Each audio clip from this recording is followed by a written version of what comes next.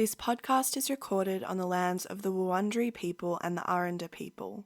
We pay our deepest respects to their elders past, present and emerging. Always was, always will be Aboriginal land. We all misbehave sometimes. Wanna change the world, indulge in some bad behavior. Hello and welcome to Bad Behavior. It's our new season. I'm Rosalind. I'm Nicola and welcome. Yay! Oh my goodness. I am happy to be back. I'm so happy to be back with you as well. We had such an amazing year last year and I'm so thankful for everyone who came on that journey. It was such a massive year. It went by so quickly. I feel like we really hit our stride in terms of the type of episodes that we were releasing. We're award winners. Yes, we won an award. Isn't that crazy? Yeah, we won Best Arts and Culture Podcast at the Australian Podcast Awards, and honestly, we were not expecting it. We were so excited to be nominated. We told everyone that we were award nominees, and then on the night we just said, we'll just watch it, we'll have a good time, we'll drink some wine. And then they called our name and we were genuinely shocked. So thank you so much to all of the organisers, everyone else, but also to you guys for listening and inspiring us to continue making this show. Oh, absolutely. We really love doing this show a lot, but having a little sprinkle of external validation is always really nice. So how have you been, Rosalind? What's been going on? I've been good. I've been getting ready to move, which has been really fun, but so much work and you forget how much crap you have in your life. And yeah, I've been back with the band. We actually just recorded a song. We had an amazing opportunity through the American Express Music Backers Studio Week to go into a really cool studio called Sing Sing and to record a new song. That's so exciting. I'm so excited to release it. I'm so excited to be back with the band. I'm so excited to just be able to be in a studio space again. Obviously, Corona shut down everything over last year. So yeah, it's been really cool. And I've been doing a lot of exploration and experimentation with my songwriting. And yeah, it's been fun. How about you, Nikki? I have been great. I have moved. So I moved states, which was fun. It was a bit of a plot twist. I didn't expect that to happen last year. So I'm always down for a bit of spontaneous change. So I'm in a new environment now. I moved from Victoria to the Northern Territory and I'm living in Alice Springs on the land of the Aranda people now. So that's been super interesting and I cannot believe that I'm here. I can't believe you're there either. All by myself. I know, we went from being like 5 minutes drive from each other to being, what did you say it was, a 24-hour drive? It's a 24-hour drive. So sayonara, bitch, thanks. Yeah, you could say that the codependency has been put to the test. Yeah, I still talk to you like every day. But yeah, it's really good. I got a new job. That was such a welcome change for me. I was in a bit of a rut, a slump, bit of a valley, a trough. Exactly. Yeah. Same wavelength. So to have this new opportunity to learn new things, I'm learning so much. It's all so on the go. The people here are so incredible. Every week, Ros hears my new observations about life in Alice Springs, and all the people who live here are just so amazing. Like, they all are so interesting. They all have so many hobbies. Like, people do, netball and horse riding and mountain biking and theatre classes. And it's so lovely to see all these adults with all these different hobbies. I'm excited to hear about your new hobbies. I know. I have to pick my lane. What am I going to choose? I think maybe not horse riding. Excuse you. No, but I know you've got horse girl energy, but I just feel like that's a hard one to keep on when you move away if you end up moving from Alice Springs later. Why did I get insulted when you said horse girl energy? Like, I feel like horse girl energy is the worst energy to have. That is not true. It's so pure annoying. And amazing. No. Oh, shush. I was a big fan of the Saddle Club when I was younger. I was a horse girl. That was all I wanted.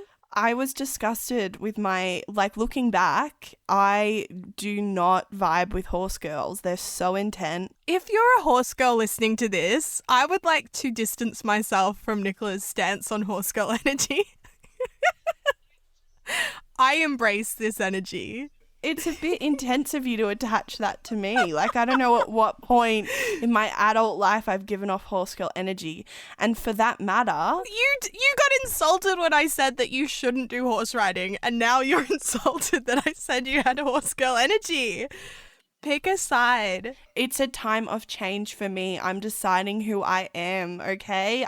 Well, I don't think that you're a horse rider. I just think you have the potential to be. Okay, cool. Yeah, I'm sorry for picking a fight with you about that. I just, it really hit hard because I can ride a horse and I don't want anyone thinking that I can't. Wow. On that note, we're so excited to share our next season with you. I hope you had a wonderful holiday season and an amazing new year, and that you're ready for some really, really cool guests and new content. Last season, I think it was in the episode on Life After a Cult, maybe, that we spoke about gender identity and gender expression and how I had been going through a whole thing with, wearing androgynous clothes and not really knowing what to wear when I didn't feel super feminine. And actually, I've been having a whole crisis. I don't want to say crisis because it's actually been really nice. I feel like my crises when I was a teenager felt like the be-all and end-all of everything, and my crises now are kind of a slow self-discovery, which is really lovely.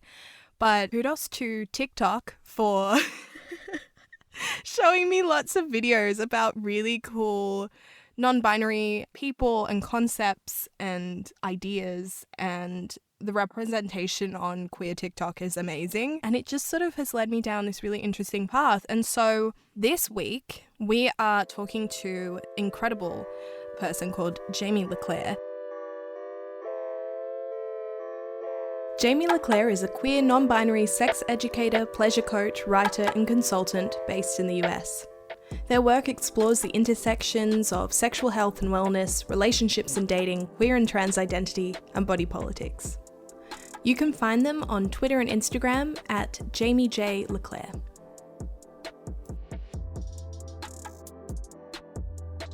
My name is Jamie LeClaire. I'm a sex educator. I'm an intimacy coach. I'm also a writer and erotic laborer / performer, but mostly right now I'm focusing on performing and then education. And I do a lot of that via one-on-one sessions, and then a lot of it via social media and primarily my Instagram. What was your journey growing up in terms of understanding and exploring your gender identity? So for me, I really didn't kind of go on this gender journey, or what I would call it, a conscious gender journey, until about 4 years ago. But I know growing up, when I grew up, I knew what transgender was, but non-binary, it wasn't a thing. It's always been a thing. Non-binary people have always existed, but it wasn't a popular subject. People weren't talking about it. People were talking about transgender issues and things like that occasionally. That was the only thing that I saw. So the only thing that I saw when it came to gender or a change of gender was a swap from one binary gender to the other binary gender. And that never connected with me. So I never really thought the gender journey would be something that I would go through, even though for most of my growing up, most of my life, I was what you would call a tomboy. And I definitely liked things that were typically more quote boyish growing up. But I didn't really have any language around that. And not a lot of people did have language around that, around what non-binary is. And then when I started to hear those words and I started to seeing people in the mainstream society, and then also people that I would follow in the Instagram communities that I followed, that really helped. And then I think there was a distinct moment I remember. I was just driving down my street, leaving my house, and just randomly the thought came into my head. I was could I be trans? And then I was no, but because you don't want to be a man, But I was sitting there and I was like, but something still doesn't quite feel right. And I just kind of clocked that moment in my head. And I was like, this is going to be an insignificant moment. That was a funny, weird thought. It's probably nothing. But then I think back to, the moments when I kind of like was searching for an answer, but still couldn't find that answer. Like, what am I looking for? What is my identity? Still at that moment, couldn't quite put my finger on it. It did take me, I knew what like non-binary was by the time I'd moved to Philly, which was about 3 or 4 years ago. But it was moving to Philly that actually allowed me the strength, I think, to come out as non-binary because of the incredible queer community that exists in Philadelphia. And I came from Los Angeles. So that says a lot. That's really interesting that it's becoming more and more spoken about. You know, I think I've definitely seen that trend. It's why it's so important. Like seeing those people is so important. And like, that's what it was for me, like seeing representation. That's why like we need more representation more than ever, because like seeing those people. And then when I moved to Philly, it was seeing so many other non-binary, like clearly non-binary and like androgynous looking people just like out and proud living here gave me the strength to come out. So absolutely, like being able to see it is really key for people. I'm hoping that most of our listeners have come across some of these terms before, but you never know. So could you say what non-binary and agender means? I would say that they kind of means something different depending on like the person who is non-binary, but like a general definition of like non-binary would just be classification of gender that doesn't fall under the two common genders of binary man or binary woman. Non-binary is basically an umbrella term. And then under that are like additional identifiers. And you mentioned like what my identifier is, which is agender. That's one of them. Other words that people could use are like gender fluid, gender queer, bigender. Some people just choose to say like gender free or no gender. Agender kind of means that to me. So I use agender, but again, people have so many different words to describe themselves. And I think that's a wonderful and beautiful thing. Absolutely. Well, it's such a personal thing as well. You can choose what you identify as, and it's great to have a term that feels comfortable. It makes sense that there are heaps of them. It can get overwhelming too, though, because if you are just starting to explore your gender and searching and you're Googling and there's all these terms coming, it can be overwhelming. I can definitely understand that. And then there is something to be said about not putting so much weight on labels because while labels are incredibly important and they can provide us so much as far as the way that we feel, and then also like in getting approval from society, getting like funding, it can be important for things like that. But it's also important to say that like these labels and things aren't like gender and sexuality doesn't have to be set in stone. We grow and change as humans. So it's important to say that your labels can grow and change along with you. Something that we might touch on is gender dysphoria. And I just wanted to quickly ask you to tell me what that means as well before we jump in. You don't necessarily need to have dysphoria to be a trans or non-binary person. You absolutely don't need to have gender dysphoria to be a trans or non-binary person, because I think a good way for me to describe it is I don't often have gender dysphoria. When I have gender dysphoria, it is because of other people and their gendering of me. So when I am home and I'm alone with my body, it doesn't make me uncomfortable. For a person with dysphoria, being alone with their body without the judgments of other people even would still make them uncomfortable. I think that's a good way to describe it. So my gender is still non-binary, but my body, I'm comfortable with my body. It has nothing actually to do with my body. It's more in the way that I feel. I haven't heard it put that way before. I think that makes it really clear for me in my head. You know, it's more about yourself than other people, right? I think a point that you made earlier that is so important to remember is, you know, the idea that non-binary and trans people have always been here just because the conversation is more spoken about and cisgender people are more aware of it doesn't mean it's new. We just need to get on board and get over it. You know? Exactly. Yeah. I think not a lot of people realize that. I mean, it would be incredible if this could be something that everyone gets taught, but that will probably not likely happen in the next 50 years. But absolutely. I mean, non-binary genders have existed in countries across every continent. It's true. There are cultures right across the world and throughout history that have recognized or even celebrated non-binary people. For example, two-spirit people in Native American cultures, just to name one of them. And yet I only really came across non-binary recently. I knew about it, I had friends who talked about it, and yet I didn't really understand it until recently when I got on TikTok, strangely enough. And I'm on queer TikTok well and truly, and it's been such an amazing experience to see so many different people represented and celebrated on that platform where you can make your own content and say whatever you like, and you can follow people. And I started seeing a lot of non-binary people. And you know those TikToks where they point to different things on screen, or they start saying, this is the For You page, and list a few things for you. Yeah, it got a little bit uncomfortable for a while because there were quite a lot of non-binary TikToks that made a lot of sense to me, and I hadn't realized why until we started really talking about some of these ideas last season. So I've had a bit of a journey, and I'm definitely still on it. I don't think I'm ready to sort of say I'm a non-binary person, and I'm still just flirting with the idea of pronouns, but suddenly I have an explanation for why some days I'm so uncomfortable with my body and my gender, and why some days I wish I didn't have boobs and that I could just be somewhere in the middle, and some days I wish I could present slightly more masculine because I just feel so awkward and strange, like I don't even know how to describe it, maybe like a marionette puppet that strings are being sort of lifted around and you're going, oh. Yeah, it's a strange feeling, and it's really exciting to talk to someone like Jamie who has this wealth of experience and understanding of these concepts to go over it. And I just wanted to take a moment to welcome any non-binary people listening, but also specifically welcome people who are on that journey or still discovering themselves and still exploring this topic, because I am too.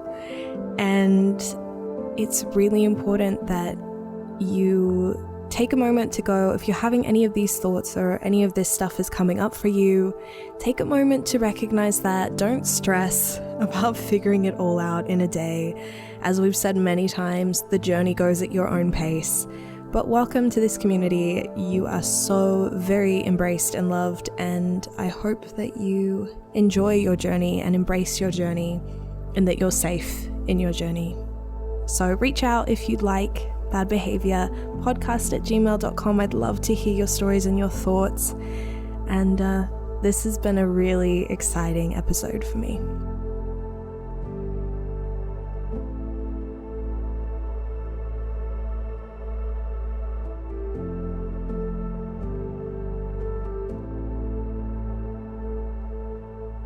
Did you know that the average person uses over 11,000 menstrual disposable products in their lifetime? And it's estimated that over 100 billion menstrual disposables end up in landfill annually. That's why we are so excited to collaborate with Modibody, the new way to period. I personally love Modibody products, and I'm so excited to work with them. Modibody products help me feel my best when I'm on my period, and I highly recommend them to anyone looking to explore a more sustainable and comfortable way to have your period. They are also committed to creating a positive impact as a brand. This includes helping to end period poverty and supporting health education programs that normalise and open up conversations around our bodies, which is something we're also trying to do here on Bad Behaviour. Check out modibody.com for more details. Modibody is the new way to period.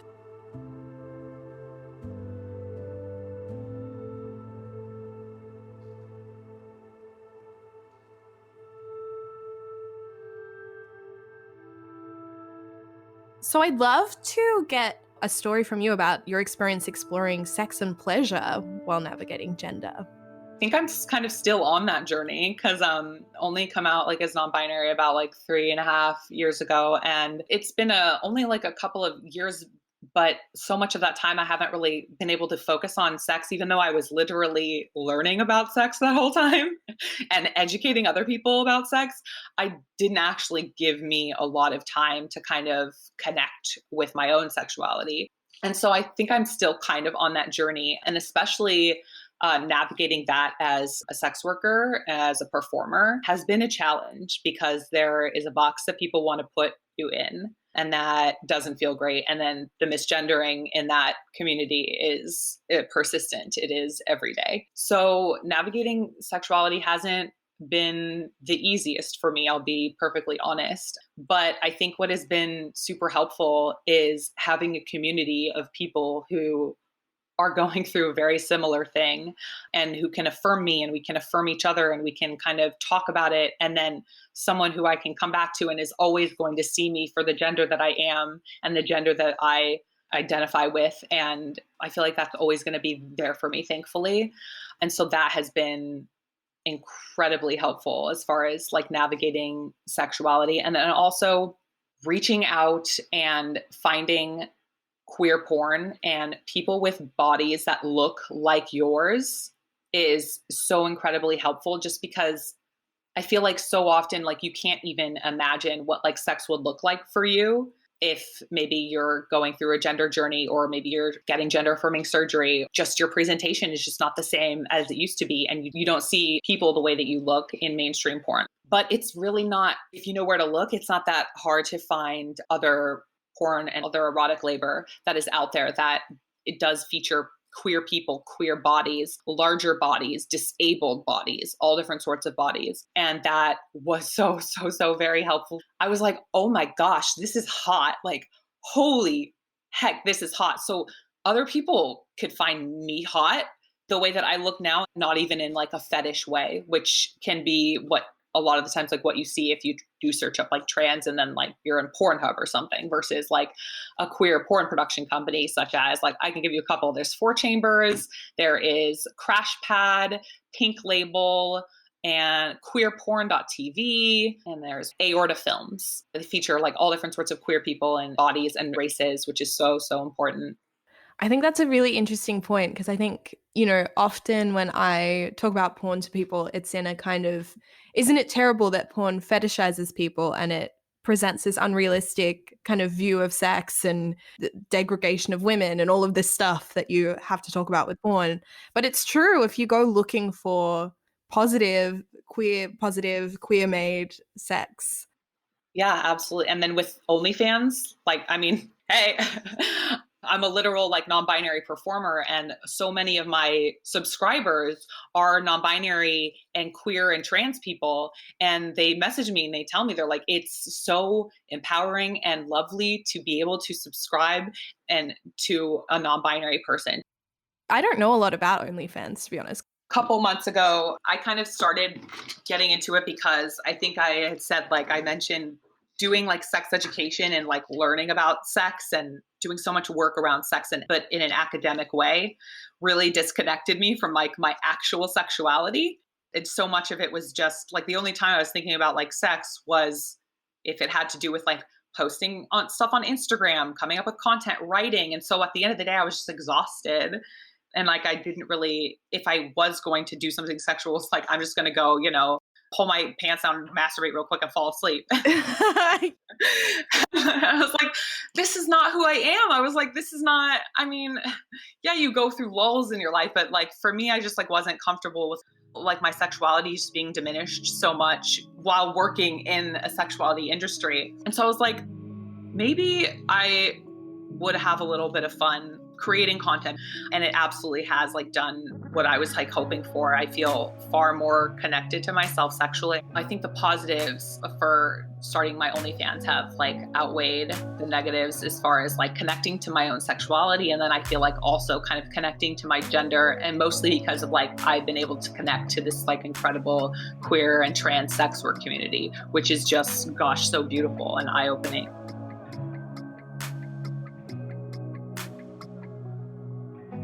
So I found it really intriguing when Jamie was talking about porn as an empowering concept. And I think it's because outside of, you know, sex work and people going and doing their own thing and taking control of their own sex work online or whatever that looks like, such as OnlyFans, which Jamie does, I think I'm still stuck in that mindset of porn as this sort of mainstream degrading thing for women. It doesn't represent people accurately or realistically. It can be really damaging for what people expect about sex.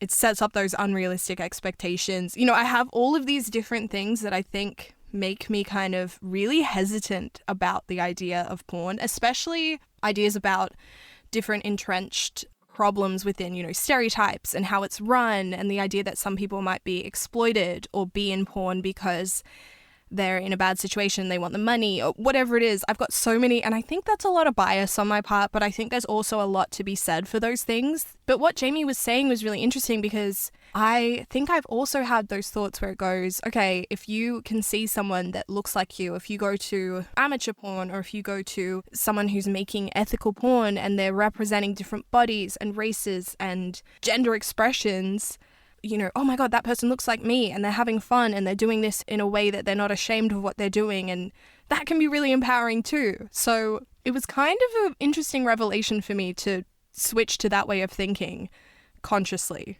I think that it's such an interesting concept to think about, particularly in feminism as well, like white feminism. Sex work has been really marginalized, and there's a lot of stigma against it as well. And I know that I've had a lot of conversation with people who've identified, white women who've identified as feminists openly, who have a really hard time getting behind sex workers. And that seems really dangerous, to have those ideas in your head. You want women to be empowered and to have autonomy over their body, but not in a way where they're able to make money from it. And I think, like, for me, always it's been such a topic of interest. Like, I love and respect so many sex workers, and I love learning about all the movements that go on and the wonderful communities that happen within that world. But you're right as well, like, it's also historically places like, if you go on Pornhub, there's huge problems with some of the content on there, and it's got underage girls, it's got women and girls and theys and thems who've potentially been like sex trafficked. Like, you just don't know the history of what you're watching, and you can't ensure that it's ethical. So for me, that takes away the pleasure of watching porn. If I'm not assured a woman's safety or someone's safety in this context, it like really does not sit well with me. So I think a huge part of my process has been learning where to find ethical porn. I think that's been key. And then also the rise of OnlyFans. Like, OnlyFans is so cool, and I don't know a lot about it. So please, if there's problems or ethics issues that our listeners know of, like, I would love to hear about them. But I do really like the idea of supporting individuals.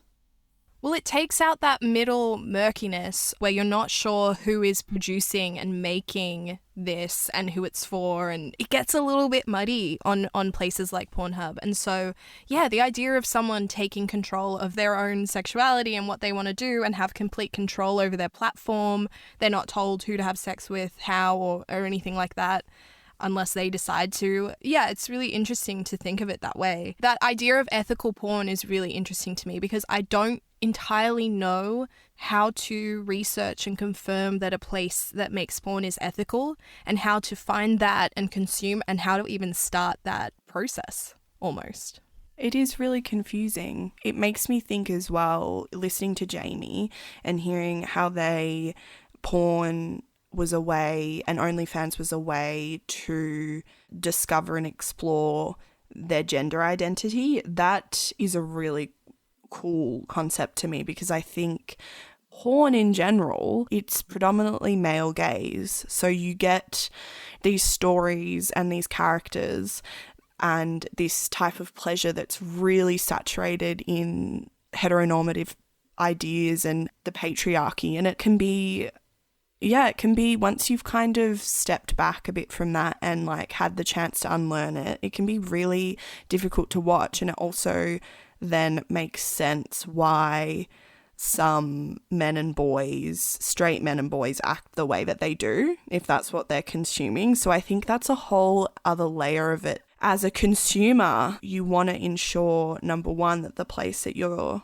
seeking porn from is ethical, and then also that there's diversity. When I consider porn and its place in my life, one of the first things I think of is the male gaze, I think, and how for someone like Jamie, such a key and beautiful part of their journey is that they were able to seek out porn where they saw androgynous people, and they saw androgynous people seeking pleasure and in really loving situations. And I think that's so empowering, and it's kind of been the same for me. To be able to find ethical porn has come from the fact that, you know, I want to see myself represented in the porn that I'm watching. Like, I want it to be diverse, I want it to be inclusive, and I also really want it to be safe. I want to know that the people who are appearing in that porn are compensated properly for it. I have just recently, I've started supporting a couple of OnlyFans accounts, and I love it. Like, it's so fun, and it's one of the first times too that it's kind of been a bit shame-free for me. You know, it makes me feel good that I'm getting to support these creators to do what they love to do, and then also it like works for my own pleasure as well, because I'm getting content that's really specific and niche and that I've chosen. I think that's so exciting, because I definitely don't think I'm at that point. I'm still at a place where I find it really difficult to even admit to watching porn at all. I don't really do it often, and I wonder sometimes if that's because I have an internal thing going on about that. But I think also it is that consent thing where I'm not always sure if the people in it are happy about it, and it worries me. So there's been a few where it's like they'll have a debrief at the end and they go, I had such a good time. And then I go, wow, great. And I can go back and watch it again without any hesitation. I think that's really funny. Another thing is, of course, that when we talk about representation, we're talking about representation without fetishizing that representation. Like, it's like we want representation where people are having sex and experiencing pleasure in a way that is not hyper-focused on that representation and over-fetishizing and making it creepy. But I also think as well, like, porn is a place for, if you do have a fetish or a kink, you can access content related to that in a way that, again, is ethical. There's boundaries, all that type of stuff. Like, that part of it, I still haven't even wrapped my head around. You know, when you say that, like, porn is still a bit icky for you and, like, you're not at that place where you can, like, loudly proclaim it as part of your pleasure. Like, I feel that so deeply as well. We should be paying for this. Like, a platform like Pornhub should not exist. I mean, yeah, the audacity of me, because I've never paid for porn ever. So yeah, no, that's a really good point, actually. I have no clue how it works. All I know is that it's too much free stuff. I do not think that it's all above board with how accessible it is. And, like, there should be a moment where you stop and think, okay, cool, I should not be getting this for free, so I'm gonna figure out a way to pay for it. I feel like we could talk about this for years and years. Like, it's so interesting. Yeah, we should do an episode just on porn. I think there's just so many things to uncover around this topic, you know, the different layers. What is ethical porn? How can we find it? I think that would be really interesting. For this episode in particular, on our website, we'll put up a list of some ethical places that you can sign up to.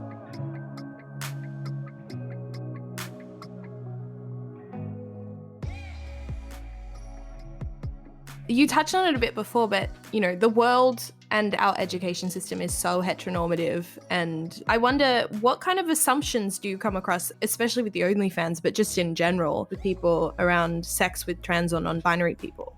So I would say, in general, people automatically are going to make assumptions that being trans or non-binary means that you've had some kind of surgery, or that you're on some sort of gender-affirming treatment, which is not always the case. There's been times when I've wanted to go on testosterone. I'm at a point where I don't know if I want to do that right now. I may, who knows, down the road. But again, that doesn't necessarily qualifier for being like trans or non-binary. And then also looking any different. You could literally be identifying as cis and then the next day be like, oh, I'm actually non-binary, and you're non-binary. Like, you don't look any different, but you're non-binary. So the way that you look doesn't have to change one bit. And that is probably one of the bigger assumptions, is that they ask what's down there pretty much. That's like a question that trans and non-binary people get asked all the time, which is highly inappropriate. I don't know about assumptions. I get a lot of fetishization. And I think all trans, like, and non-binary people, I feel like, get that. Trans men, trans women, non-binary people, we all get fetishized. But as a non-binary person, I mostly get fetishized for like my androgyny. But I like my androgyny, but there's something about it when the way that these people are interacting with the way that I look in my androgyny and the things that they're saying, that it's clearly, oh, that's the only thing pulling them. If I didn't have that, they like probably wouldn't have been interested. Absolutely. It's one part of a whole identity rather than the only thing you need to know. Exactly. And it's just like the way that I look, so it doesn't feel great. No, that sounds awful. Going through this journey where you were figuring out, that you were a non-binary person, did you have assumptions yourself that you had to get over or work through? I mean, yeah, there were assumptions about being non-binary that prevented me from coming out as non-binary, because I was like, oh, well, I didn't know that you could be non-binary and do this or be that. I thought like I would be shunned from the community if I said that I thought I was non-binary and then didn't want to change my appearance in any way. I definitely believed that for a while, that like you had to kind of look androgynous to be non-binary. You absolutely don't. Non-binary people can look anyway. If I dress up one day and I go full femme, I'm still non-binary. If I dress every day like that, I'm still non-binary. So that was like one of the biggest things. But I thankfully quickly found like the non-binary community out here in Philly and like learned that's clearly not the case, that you have to use they, them pronouns. That was one that I believed, that I now like strongly vocalize is not the case, because I mean, all of the things I loudly advocate about are things that like I used to believe in like 6 months or a year of when I was kind of like, am I not?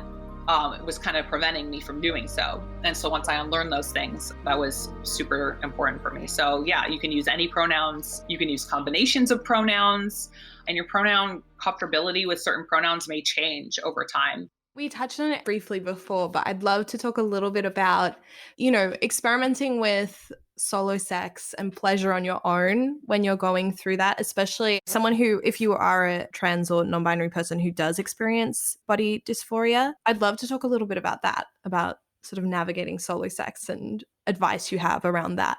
Watching porn and using that in your solo sex can absolutely help, because if you're watching something that is like not representative of you, it's probably going to either give you dysphoria or it's not really going to help.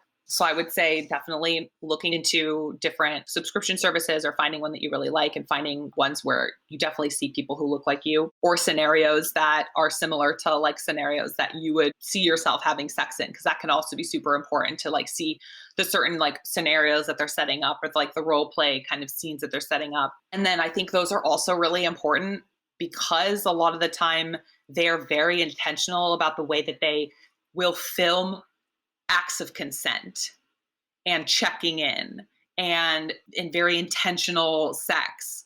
And I think it's really important to like see those things and to see like very respectful, boundaried sex. I think that can help when you're watching porn and you're by yourself.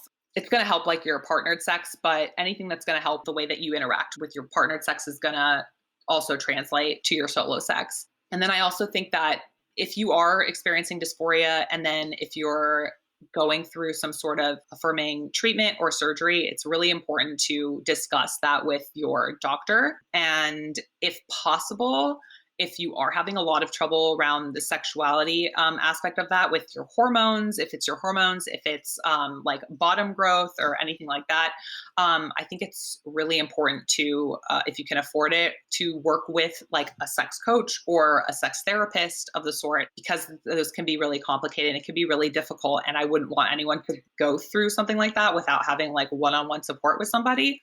And it's not really something that like you probably necessarily get from your regular doctor, especially depending on like where you're getting your affirming treatments and procedures from. Some places are better than others. I would also say experimenting with different toys, different types of touch as well, and knowing that you can participate in solo intimacy without touching your genitals, just like you can participate in like partnered intimacy without touching each other's genitals. So if you're having a lot of dysphoria around your genitals, or they're uncomfortable, like they're physically uncomfortable, or you physically can't touch them, but you still want to be intimate with yourself in some way, there's a lot of ways to do that. You can kind of set the mood for yourself. You can caress your body. You can invest in different types of kind of like toy accessories, like a Wartenberg wheel, which is like a little spiky wheel that is like incredibly erotic feeling, just grazing it along your arm, or like a tickler, or experimenting. I think a really great thing to experiment with,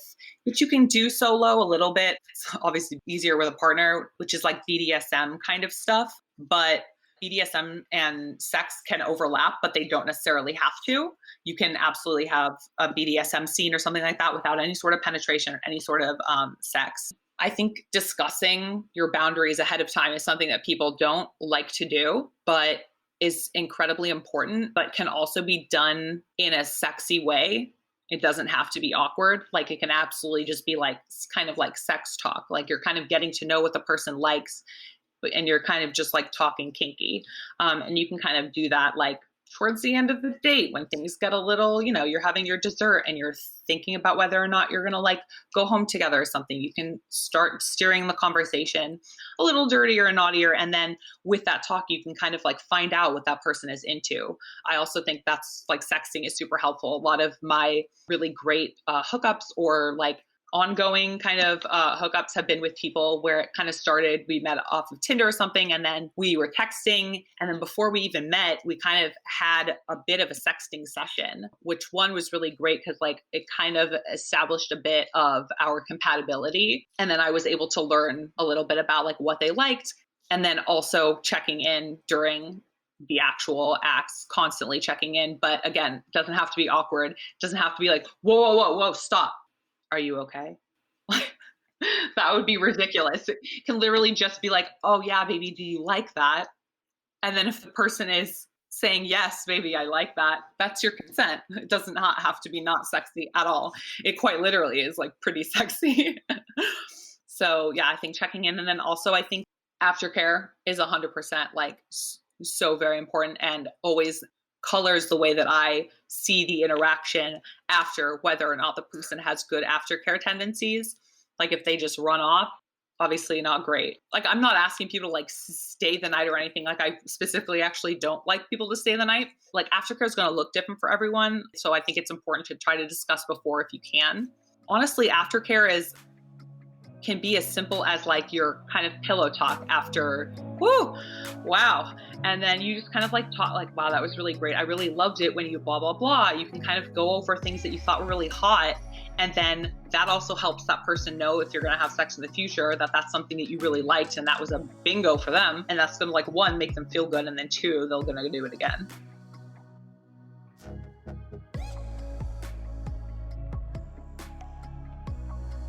I thought what Jamie was saying about aftercare was really important to highlight, because I don't think that I've heard about it outside of the context of BDSM scenes. I think I've only really heard of it in that context, and it doesn't have to be a full-on athletic, crazy, kinky, new scene sex thing to require you to have a debrief with your partner and to check in with them and make sure that what happened was good and what did they like. And it doesn't have to be a survey either. It doesn't have to be really clinical where you sit down and go pick the boxes you liked or didn't like. You can do that if that works for you, but it could also be a really sexy, comfortable, simple, pleasurable conversation moment where you just lie with each other really simply and say whatever comes up, or, sit in silence and be connected in that moment, but do it intentionally. That was the key thing. It's like most people will probably do this anyway, but let's be intentional about aftercare. I thought that was so cool. I loved what you just said. You sounded like a sex therapist or something. My other life, you guys have no idea. that was a real turning point in my understanding of sex and pleasure, was when last season we spoke to Ruby Rare, and she kind of spoke a little bit about this as well, how when you go for dinner the next day with all your friends and you do a version of aftercare, then like you give all the deets. I don't know about you and like all our listeners and their friends, but like when Roz and I do it, it's like super detailed. Like there's no holds barred. It's very descriptive in like a cute, fun way. Like we're not shaming the people that we're having sex with. We sound like such bitches, but it's like a thing that you do with your friends. Like you debrief. And I think for me, I never thought of it as something that I could do earlier with the person that I actually was doing the sex with, instead of like saving all that information for like a gossiping sesh. And I think that's so beautiful because it's a check-in and you've like been really vulnerable with them. So it kind of takes some of the shame away as well, like when you sit in that moment and you're just a bit honest about how it was, and then you're on the same page. Like you don't need, and it also really helps in terms of consent. Like I think if you're sleeping with someone new and it's kind of that new feeling of figuring out how you can work together to figure out consent, like talking about it in the lead up to sex and then after is such a lovely process to be able to like ensure that you took care of each other, you know? I mean, what a moment of power to be able to verbalize something you like. I don't know that I can necessarily verbalize all the things that I like in sex. Not really. Well, see, this is the thing, right? Logically, I can say all this and I'm like, yes, sounds so good. In practice, it's scary. It's so scary to me. Yeah, but that's the thing. It's like it can fit a lot of different ways of doing it. Like it doesn't have to be sit there and say 3 things you like and 3 things you didn't. And, you know, what on a scale of 1 to 10, how did I do? You know, it could just be like, you know, that was really hot. I really enjoyed that. Tell me more. Or like if it's a casual relationship, maybe you could just go, call me when you're free. That was good. You know, and it can be simple things like that. And it just gives you an opening, because if they're open to talk about it and they're open to that kind of sort of mood, you've started to create a way for you to feel really comfortable and casual about having this conversation. If it's intentional, you can start building on that and using it as a really great tool for yourself through sex. I just think it's a really interesting idea that maybe I need to explore more as well. Honestly, from the way that you're speaking about it, it makes me want to like, you know, take your advice and do it. So I feel like I need to do you proud and be intentional about that conversation after. It is such a beautiful idea when you think about it in terms of like non-hetero sex as well. Like there's so much to learn as well about sleeping with different types of people on the gender spectrum. And on their own journey, right? Like you don't know where they're at in their journey. You could have just slept with someone who seems super comfy with their body, but might not be super comfy with their sexuality, or, you know, you never know what it could bring up. And so having a moment where you're opening this space for you to say something could potentially be the moment that they get to say something as well that will make your sex better and give you a little bit of an indication about something that maybe you need to be sensitive to. I mean, it's also that thing of like trauma lives in the body, right? Like you don't know how your body's going to react to something, or like something that you thought would feel good might feel really bad and scary. And if you just bottle it up and push it down, which I have certainly done before, like it becomes a bigger and a bigger problem. And yeah, you start to feel really ashamed of it. Yeah, no, I absolutely agree. And it's interesting because I look back at experiences I've had that, because this is outside of consent before and during, you know, this is outside of that conversation. And I've had experiences where the consent was really clear, verbalized throughout the whole thing, you know, all of that was so good. And then I don't think I put the time into being intentional about aftercare because I was out the door. And I think maybe in hindsight that was bad of me, because I don't think I gave those other people like the chance to debrief with me even.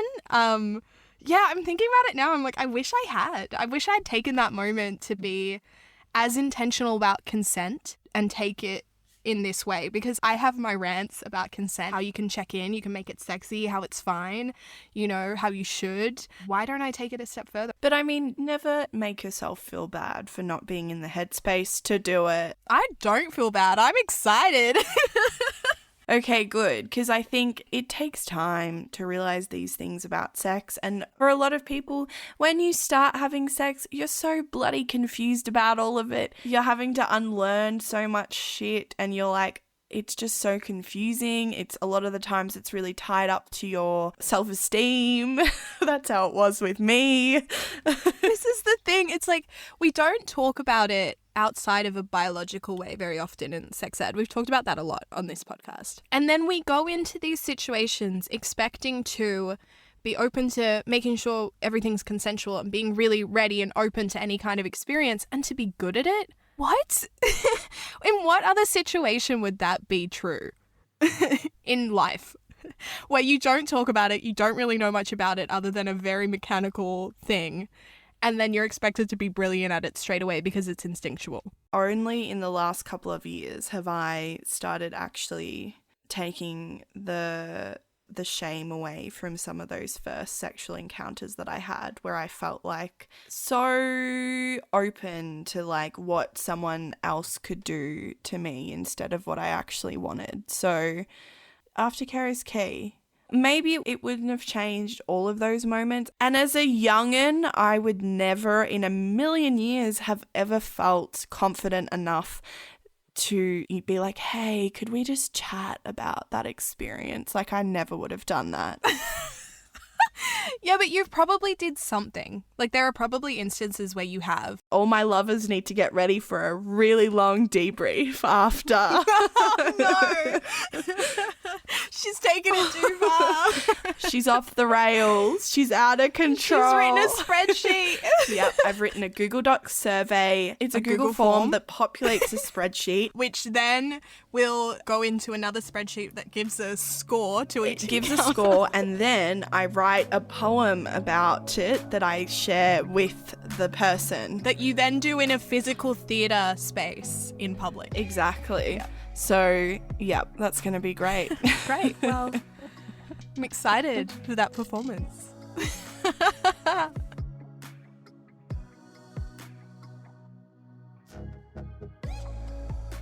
What advice do you have for people who are going through their own kind of journey discovering their gender identity? Social media, honestly. Finding social media communities, following incredible trans and non-binary advocates and influencers. I would just say, throw it out there, that scarletine.org is phenomenal, especially for younger people who are exploring their identity. It's also really great sex education for younger people too. We'll get into that, but that's just kind of like a site that's great for all of it. And then, yeah, there's also like incredible books. There's transgender history. There is So you think you might be trans. If you're a person who's exploring their non-binary identity and they want to use they, them pronouns, and they would really like to help the people around them get better at it because people around them may not be super great at it, that will absolutely happen. And it sucks. It still happens for me. My mom and my friends continue to occasionally misgender me. It's tiring, but know that your pronouns matter and not to let them off the hook.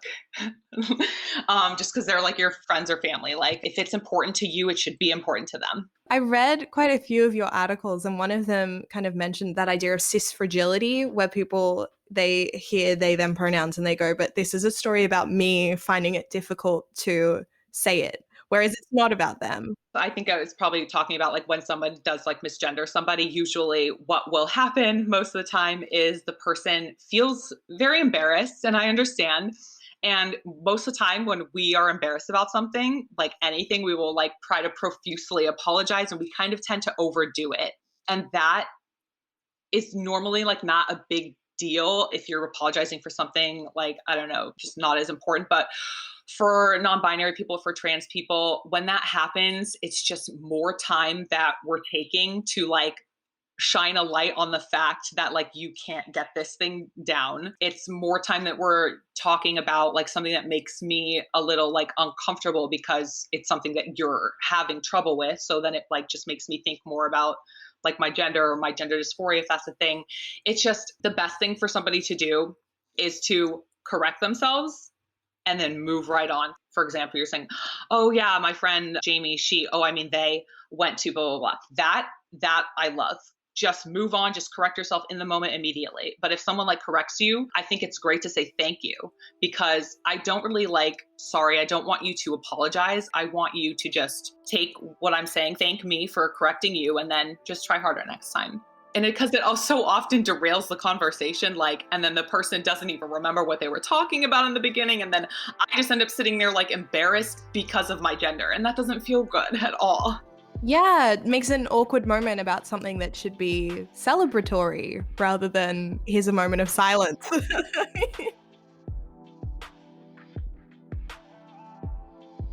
I feel like there's so much more we can talk about. I could talk all day about this.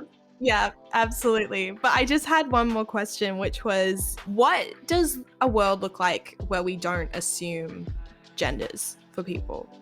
Oh my God, it looks beautiful to me, honestly. It would look to me like Philly, in my little pocket of Philly, but like the whole world, which is just like so many different presentations of people and bright hair colors and piercings and tattoos and people not judging people for the way that they look and the way that they adorn themselves and the way that they want to express themselves and the fashion that they dress in.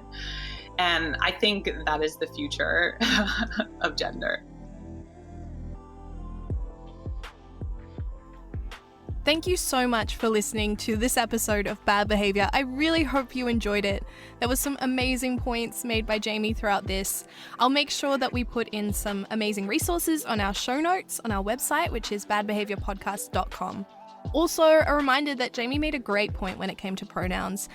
Putting pronouns on various documentations and wherever you can is a great way to show allyship to non-binary or trans people, because it's implicitly saying that there are many and that you should be conscious of them. So, Nicola, what are your pronouns? Mine are she and her, and this has been a really good reminder to us. We're going to add pronouns to the bios on our website because we did not do that. And what are yours, Rosalind? I've decided to embrace the she, they. Yay! Okay, well, thank you all for joining us. We'll see you next time. Bye!